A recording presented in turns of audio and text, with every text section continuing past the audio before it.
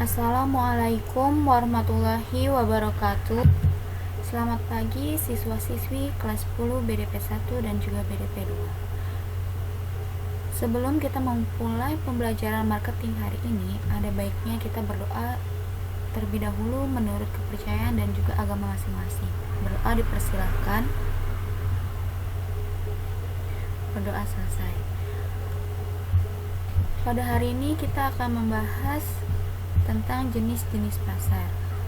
Nah, tujuan pembelajaran hari ini adalah diharapkan para peserta didik akan dapat menjelaskan jenis-jenis pasar.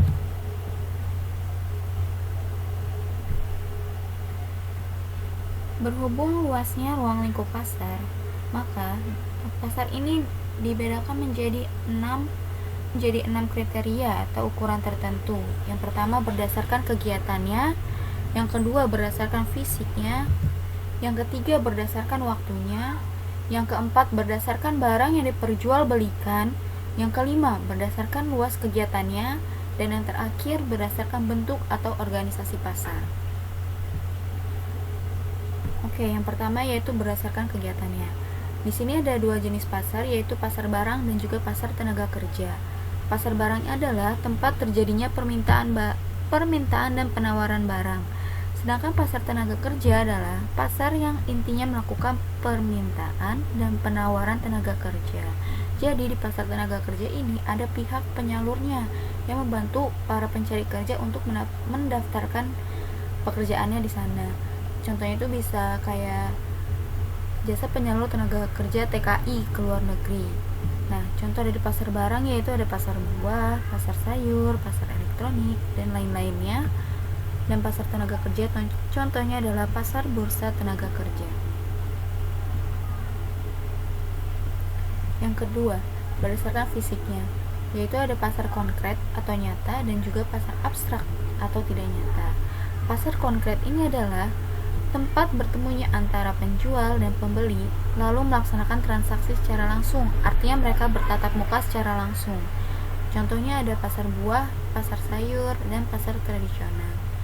Sedangkan pasar abstrak atau tidak nyata adalah pasar di mana antara penjual dan pembeli tidak melaksanakan transaksi secara langsung, melainkan melalui media komunikasi berupa internet, telepon, dan lain-lain. Contohnya yaitu ada telemarket dan pasar modal. Nah, di pasar modal ini kan kita tidak langsung ya bertemu dengan si penjualnya. Jadi kita melakukan melalui media komunikasi berupa internet. Yang ketiga ada berdasarkan waktunya, yaitu ada pasar harian, ada pasar mingguan, ada pasar bulanan, dan juga ada pasar tahunan. Pasar harian merupakan pasar yang kegiatannya dilaksanakan setiap hari. Pada umumnya, barang yang diperjualbelikan berupa aneka kebutuhan sehari-hari. Sedangkan pasar mingguan, yaitu pasar yang kegiatannya dilaksanakan seminggu sekali atau dilaksanakan pada hari Minggu. Nah, jenis pasar ini biasanya masih ada di daerah yang belum padat penduduknya atau lokasi penduduknya saling berjauhan. Yang ketiga ada pasar bulanan, yaitu pasar yang kegiatannya dilaksanakan sebulan sekali. Jenis pasar ini barang yang diperjualbelikan selanjutnya dijual kembali kepada agen atau grosiran. Dan yang keempat ada pasar tahunan. Pasar tahunan biasanya kegiatannya dilaksanakan setahun sekali. Contohnya yaitu seperti PRJ atau Pekan Raya Jakarta.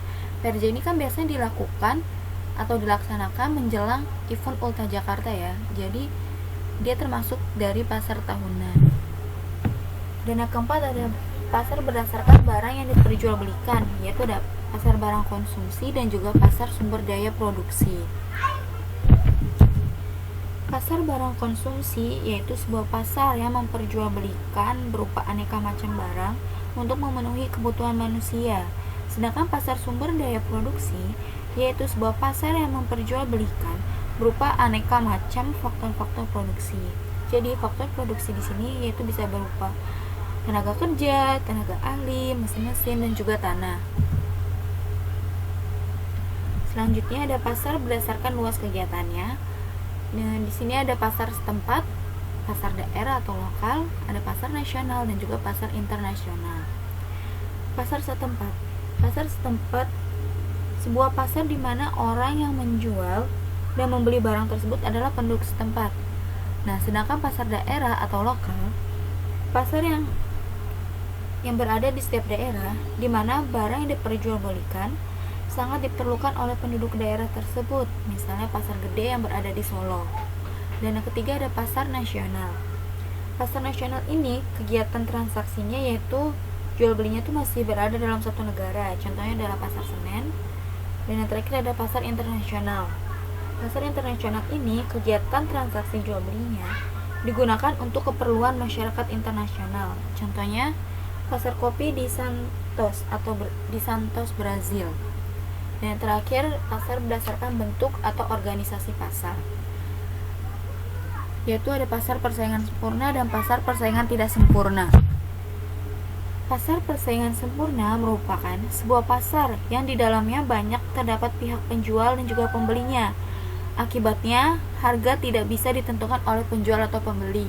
Sedangkan pasar persaingan tidak sempurna yaitu sebuah pasar yang di dalamnya jumlah pembeli dan penjualnya tidak seimbang, yaitu jumlah pembeli lebih banyak daripada jumlah penjual. Nah, jenis dari pasar persaingan tidak sempurna ini ada pasar monopoli, ada pasar duopoli, dan juga pasar monopolistik. Sekian pembelajaran marketing hari ini. Kurang lebihnya mohon maaf. Wassalamualaikum warahmatullahi wabarakatuh.